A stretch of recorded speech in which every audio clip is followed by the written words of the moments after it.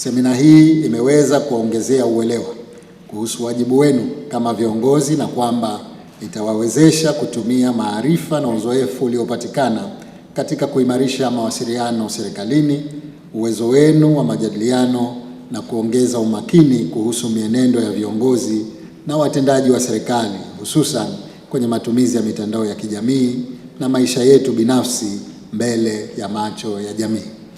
Napenda nichukue fursa hii kusisitiza masuala machache yaliyotiliwa mkazo kwenye semina ambayo tunapaswa kama viongozi kuyazingatia katika utendaji wetu wa kila siku, hasa tunapowasiliana ndani ya serikali na tunapowasiliana na wananchi moja kwa moja au kupitia vyombo vya habari kama ifuatavyo.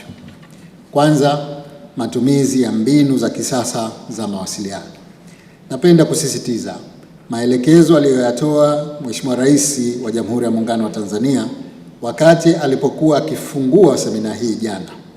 Alisisitiza kuhusu umuhimu wa viongozi kutumia mbinu za kisasa katika kuwasiliana na wananchi, ikiwemo matumizi ya mitandao ya kijamii, na kwamba ni muhimu kuweka kipaumbele katika kuisemea serikali badala ya kuzungumzia mambo yetu binafsi.